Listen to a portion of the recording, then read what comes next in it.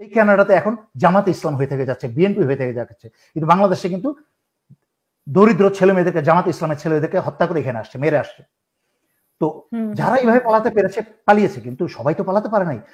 এতদিন ছাত্রলীগ শয়তানি কাজ করতে করতে মনে করেছে তাদের ফেরাউনের পতন হবে না, সুতরাং ফেরাউনকে পূজা করে যায়, আরো মেরে যায়। কিন্তু এখন তো তারা গণপিটুনিতে নিজেরা মরবে না, তার পরিবারের সদস্য মারা পড়বে। যতদিন পর্যন্ত নিজের স্বাধীনতা অর্জনে নিজেরা যুদ্ধ না করবে, যতদিন মনে করবে অন্য দেশে সে স্বাধীন করে দেবে, কোনো দিন স্বাধীনতা পাবে না। এই যে এখন নিজেরা যুদ্ধ করছে, জীবন দিচ্ছে, এখন স্বাধীনতা আসছে ইনশাল্লাহ। আর 2-4 দিন শেষ হয়ে যায়। হাসিনা যাবে না, হাসিনার মরা বাপ এঠে এসে তুলে নিয়ে যাবে ওকে। সেনাবাহিনী বাইরে দাঁড় করিয়ে দিয়েছে। 46 ব্রিগেডের আমি আমার লাইভে ব্যাখ্যা করেছি যে স্বৈরাচারী শেখ হাসিনার একসময় এডিসি ছিল ব্রিগেডিয়ার জেনারেল ইমরান, একটা জাতীয় শয়তান, একটা বদমাস। এই বদমাসটাকে ওইখানে বসিয়েছে, এ গুলি করিয়েছে 46 ব্রিগেডে, ওই যে মাটিতে শুয়ে যে গুলিগুলো করেছে, এ করেছে, সমগ্র সেনাবাহিনী করে নেই। হাসিনা শেষ একটা চেষ্টা করছে, and she knows it already by heart. কারণ সে যদি, আমি স্পষ্ট করে বলি, শেখ মুজিব পরিবারকে মারার সাথে কিন্তু খন্দকার মোস্তাকও ছিল আওয়ামী লীগের। কারণ শেখ মুজিবের ম্যাল অ্যাডমিনিস্ট্রেশনে, তার অপশাসনে, তার পরিবারের মানে ছেলেদের পরিবারের খুন খারাপি, ধর্ষণ, ব্যাংক লুট, মানুষ অত্যাচারিত হয়ে নাবিশ্বাস এক সময় ছাত্রলীগের বা আওয়ামী লীগের লোকজনও কিন্তু শেখ মুজিবের হত্যা করতে চেয়েছিল। একইভাবে এখন যদি সরাসরি শেখ হাসিনা চলে যায় ফ্লাই করে, সে কিন্তু চলে যেত ইতিমধ্যে। মাঝখানে কিন্তু আমি যখন আমার প্রথম ছাত্র আন্দোলন শুরুতে প্রথমে যখন বলেছিলাম হাসিনা পালিয়েছে, কথা কিন্তু মিথ্যা ছিল না। হাসিনা কিন্তু ঢাকা শহরে ছিল না, সেই ভারতের কি বলে আগরতলা বা কোথাও সীমান্তবর্তী কোনো জায়গায় থেকে সে ভাষণ দিয়েছে। তো মূল কথা হচ্ছে যে সে আবার ফিরে আসছে, মনে করছে স্ট্যাবিলাইজড হয়ে যাবে।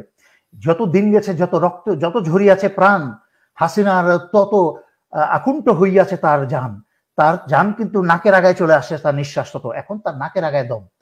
এই দম নিয়ে চিন্তা করছে, আমি যদি চলে যাই একলা, এই সন্ত্রাসী ছাত্রলীগ, যেই গুন্ডা বাহিনী আমি তৈরি করেছি, চাপাতি লীগ, হেলমেট বাহিনী, এরা তো কাউয়া কাদের, এদেরকে পিটিয়ে মেরে ফেলবে।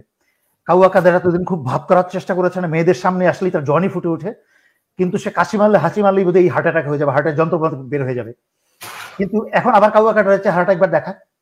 এই কাউয়া কাদের সামনে যেই ছাত্রলীগে তার পোষা সাপগুলা বলছে ভুয়া ভুয়া ভুয়া, তখন কিন্তু কাউয়া কাদের মুখে থেকে ভাষণ বেরোচ্ছে না। এগুলো নিশ্চয়ই দেখেছেন।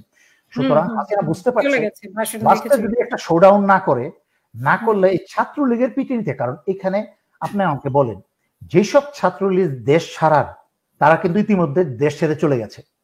তারা কানাডায় এসে, আমেরিকা এসে বলেছে আমরা বিএনপি করতাম, আমরা জামাতে ইসলাম করতাম, আমাদেরকে আওয়ামী লীগের অত্যাচার, এই দেখেন আমাদেরকে কিভাবে মেরেছে। সে যেই ছেলেটাকে মেরেছে তারই ছবিটাকেই এই দেশের মোটা মাথার বর্ডার সিকিউরিটিকে দেখাচ্ছে, এইভাবে ঢুকে যাচ্ছে, অ্যাসাইলাম ক্লেম করছে। এই কানাডাতে এখন জামাতে ইসলাম হয়ে থেকে যাচ্ছে, বিএনপি হয়ে থেকে যাচ্ছে, কিন্তু বাংলাদেশে কিন্তু দরিদ্র ছেলে মেয়েদেরকে, জামাতে ইসলামের ছেলেদেরকে হত্যা করে এখানে আসছে, মেরে আসছে। তো যারা এইভাবে পালাতে পেরেছে পালিয়েছে, কিন্তু সবাই তো পালাতে পারে নাই। এতদিন ছাত্রলীগ শয়তানি কাজ করতে করতে মনে করেছে তাদের ফেরাউনের পতন হবে না, সুতরাং ফেরাউনকে পূজা করে যায়, আরো মেরে যায়। কিন্তু এখন তো তারা গণপিটুনিতে নিজেরা মরবে না, তার পরিবারের সদস্য মারা পড়বে। কারণ বাংলাদেশে, আমি বারবার বলেছি, বাঙালি জাতি একটা জিনিস, একটা হচ্ছে এরা প্রশংসায় অতি, আরেকটা হচ্ছে নিষ্ঠুরতায় অতি। ছোট বাচ্চার মাথায় বুলেট যেতে পারে, যেই বাচ্চার বয়স মাত্র মাসে 1 বছর প্লাস, এখান দিয়ে বুলেট যেতে পারে। কিন্তু এখানে আজকেও স্বরাষ্ট্রমন্ত্রী, মানে এত কিছু হওয়ার পরেও আজকেও স্বরাষ্ট্রমন্ত্রী বলছে যে পুলিশের গুলিতে কেউই মারা যায়নি। তাহলে কাদের গুলিতে মারা গেছে? এগুলা লেসেন, আমি যেখানে সরাসরি গত 4 বছর ধরে উন্মুক্ত ভাবে বলে আসছি, শেখ হাসিনাকে বলে আসছি ডায়রিয়া মাউথ, আর সেই ডায়রিয়া মাউথের টয়লেট পেপার, মানে আপনি এটা চিন্তা করার দরকার নেই, খুব একটা নোংরা জিনিস পিকচারটা, আমি I don't want you to picture it, but এই ডায়রিয়া মাউথের টয়লেট পেপার হচ্ছে এগুলো সব মন্ত্রী মিনিস্টার, এগুলো সবগুলা, মানে এরা তো এত নিচু চরিত্রের দেশদ্রোহী। ওর মুখে থেকে কি বেরোলো সেটা নিয়ে কথা বলাটাও আমার জন্য সময় নষ্ট করা, because he is a zombie, he is a dead man walking right now. Awami লীগের প্রতিটা মন্ত্রী মিনিস্টার হচ্ছে ডেড ম্যান ওয়াকিং, একটা মৃত মানুষ আর কয়টা দিন হেঁটে বেড়াচ্ছে, খাস বাংলায় বলতে গেলে যা হয়। এবং ওনাদের পদত্যাগের ব্যাপারে সাংবাদিকরা প্রশ্ন করেছে যে আপনারা পদত্যাগ করবেন কিনা, বলছে যে প্রধানমন্ত্রী চাইলে আমরা পদত্যাগ করবো। এই শুনেন, তো প্রধানমন্ত্রী চাইবে কিনা, আচ্ছা শুনেন, সেটাই তো বিষয়। 2020 যখন পুরো হাসিনাকে, তখন তো অন্য কোনো ইউটিউবার কেউ ছিল না, আমি শুরু করেছিলাম হাসিনার বিরুদ্ধে। তখন ওই যখন চাপে নিয়ে আসলাম জেনারেল আজিজ বেইমানি যদি না করতো শেখ হাসিনার পতন হয়ে যেত, তখন কিন্তু শামীম ওসমানও লুকিয়ে লুকিয়ে থাকতো। শেখ হাসিনা কিন্তু আজকে গণভবনে পরশুদিন অমুক জায়গায় তরশুদিন অমুক জায়গায় থাকতো লুকিয়ে লুকিয়ে, কেউ জানতো না। তার মুখ কিন্তু কালো হয়ে গিয়েছিল। আবার যখন কিছুদিন আগে আমেরিকার সমানে বাংলাদেশে 2018 নির্বাচনের আগে আমেরিকান প্রতিনিধি বাংলাদেশ আসতে শুরু করলো, 2 দিন পরে পরে খুব চাপের মধ্যে ফেলে দিল, তখন তাদের বেআইনি মন্ত্রী, মানে আইনমন্ত্রী আর কি, আওয়ামী লীগের আইনমন্ত্রী, দেশের জন্য বেআইনি মন্ত্রী, সে বলল কি যদি কি বলে প্রধানমন্ত্রী ক্ষমতা হস্তান্তর করবেন, তার তো একটা প্রক্রিয়া আছে বলেই ফেলো, কিন্তু সারেন্ডার করে ফেললো। অনেক মন্ত্রী মিনিস্টারের মুখ ফসকে কিন্তু বেরিয়ে গেল যে তারা সরে যাচ্ছে। কিন্তু ভারত হচ্ছে, যুক্তরাষ্ট্র হচ্ছে একটা আরেকটা ইডিয়েট কান্ট্রি। এরা হচ্ছে গায়ে গতরে যুদ্ধ করে, ব্রেন দিয়ে যুদ্ধ করে না। রাশিয়া, চীন, এরা হচ্ছে ব্রেন দিয়ে যুদ্ধ করে, গায়ে গতরে যুদ্ধ করে না। আর প্রয়োজনে গায়ে গতরে যুদ্ধ করতে হলে যুদ্ধ করে। কিন্তু আমেরিকা গায়ে গতরে যুদ্ধ করতে করতে ওই কাউবয় হতে হতে সারা দুনিয়ার শক্তি এদের ছোট হয়ে গেছে। ভারতের অবস্থাও তাই। এরা এখন এই উপমহাদেশ কন্ট্রোল করার ক্ষমতা নাই যুক্তরাষ্ট্রের, তাই ওরা মনে করে আচ্ছা ঠিক আছে ভারতকে দিয়ে চালাই। তো ভারত ওদেরকে রিকোয়েস্ট করেছে, আমেরিকা তাদের অবস্থান থেকে সরে এসেছে। মুহূর্তের মাঝখানে হাসিনার জলায় শক্তি ফিরে আসছে, যেটাও কিন্তু আমি একটা লাইভে বলেছিলাম। সুতরাং এখনো যারা বলে আমাকে চিঠি পাঠায়, এদেরকে আমি রাগ করি যে কংগ্রেসের কয়জনের স্বাক্ষর সহকারে চিঠি, আমি এসব ফালান্ত বকওয়াজ এগুলা করে করি আমাদের এই 15টা বছর কেটেছে। বারবার বলেছি নিজের দেশের উপর ভরসা নেই, মানে না ওইটাই বলছি, আমি বারবার বলছি, আপনি সাক্ষী, আপনিও নিজেও সাক্ষী, আপনার অনুষ্ঠানে বলেছি, যতদিন পর্যন্ত নিজের স্বাধীনতা অর্জনে নিজেরা যুদ্ধ না করবে, যতদিন মনে করবে অন্য দেশে সে স্বাধীন করে দেবে, কোনো দিন স্বাধীনতা পাবে না।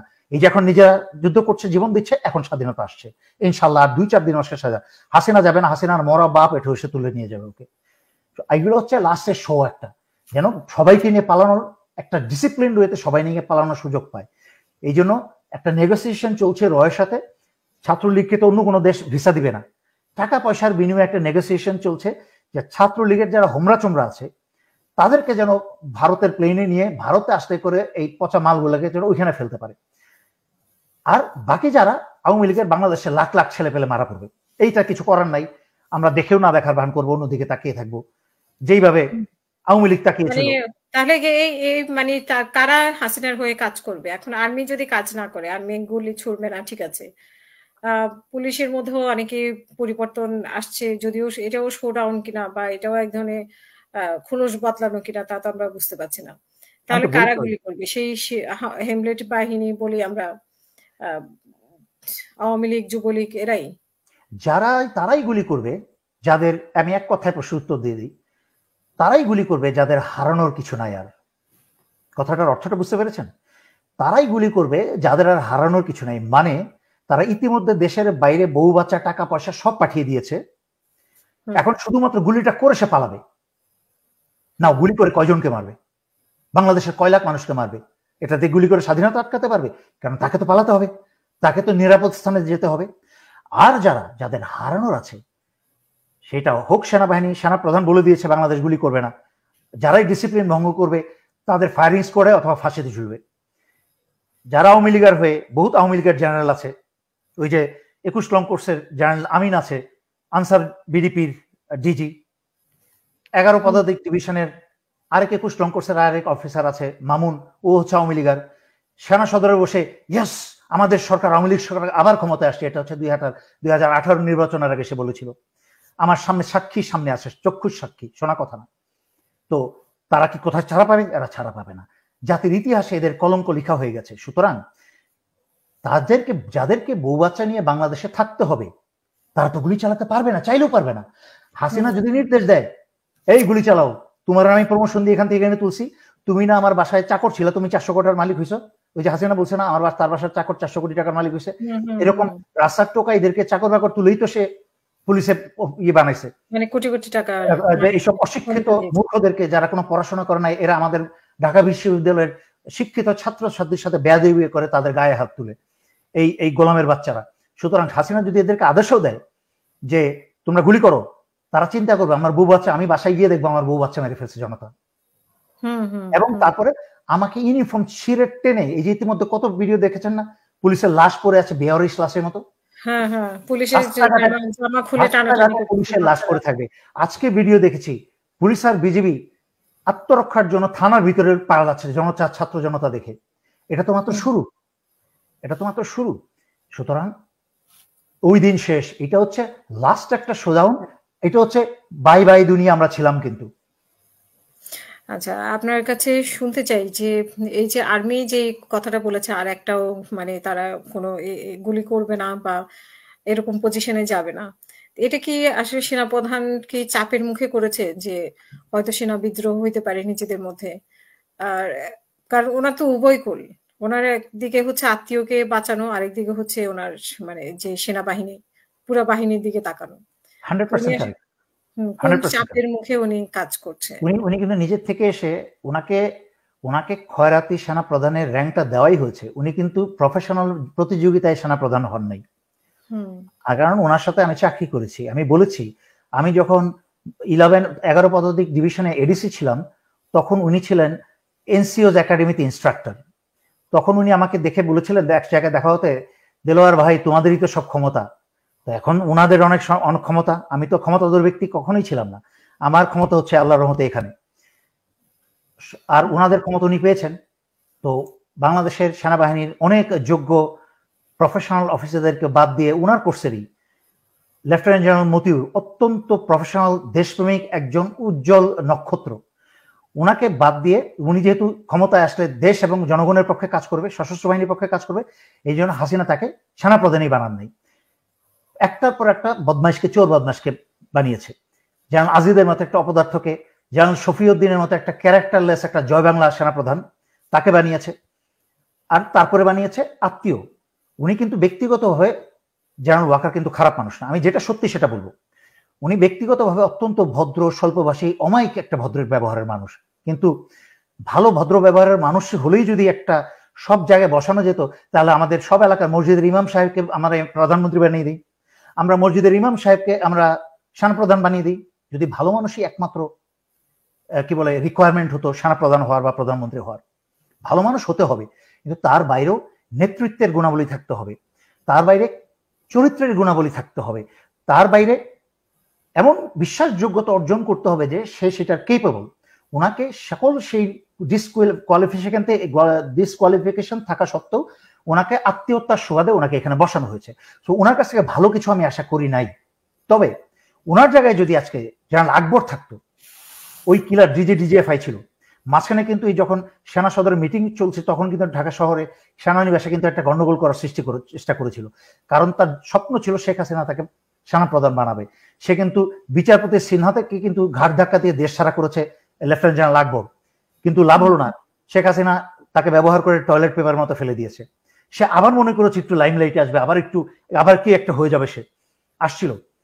কিন্তু আজকে জেনারেল ওয়াকারের জায়গায় যদি জেনারেল আকবর থাকতো, ঢাকার রাস্তায়, বাংলাদেশের রাস্তায় লাখ লাখ লাশ পড়ে যেত। সুতরাং থ্যাংক গড, আল্লাহর রহমত যে মেজর জেনারেল ওয়াকারের মতো একটা মানুষ সেনাপ্রধান হয়েছে, এটাও কিন্তু একটা আল্লাহর রহমত।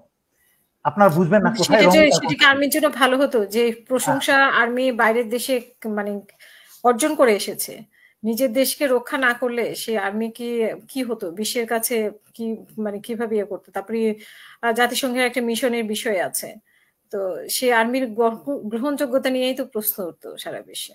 100% কারেক্ট। আপনি আগে যে প্রশ্নটা করেছেন উত্তরটা শেষ করে আমি আপনার এই জাতিসংঘের মিশনটাই চলে যাব। আমি উনি চাপে পড়েই করেছেন, আদারওয়াইজ হাসিনা যা বলতেন উনি করতেন। উনি কি করতেন, কাজটা আরো খারাপ হতো। উনি বাইরে দাঁড়িয়ে থাকতেন, গুলি করতেন না, নীরব ভূমিকা পালন করতেন। কিন্তু ওনার সামনে যেটা করছিল ওই সামরিক বাহিনী নামানোর পরে কারফিউ দিয়ে, উনি যেই বোকার মতো কাজটা করছিলেন, যেহেতু ওনার প্রফেশনাল জ্ঞানটা নাই, মাথায় বুদ্ধি কম, তো উনি সেনাবাহিনী বাইরে দাঁড় করিয়ে দিয়েছে। 46 ব্রিগেডের আমি আমার লাইভে ব্যাখ্যা করেছি যে স্বৈরাচারী শেখ হাসিনার একসময় এডিসি ছিল ব্রিগেডিয়ার জেনারেল ইমরান, একটা জাতীয় শয়তান, একটা বদমাস। এই বদমাসটাকে ওইখানে বসিয়েছে, গুলি করিয়েছে 46 ব্রিগেডে, ওই যে মাটিতে শুয়ে যে গুলিগুলো করেছে, করেছে, সমগ্র সেনাবাহিনী করে নেই। উনি তাকে দেখতে, ওনার সামনে পুলিশ, ছাত্রলীগ এবং গুলি করছিল, সমস্ত দায়ভার কিন্তু আসছে সেনাবাহিনীর উপর। ইতিমধ্যে সারা পৃথিবীর সামনে কিন্তু সেনাবাহিনীর উপরেই দায়ভার আসছে, মানে হাসিনা সেনাবাহিনীর কাঁধের উপর বন্দুক রেখে জনতার উপরে গুলি করছিল, ছাত্রছাত্রীর উপরে। এই জিনিসটা এই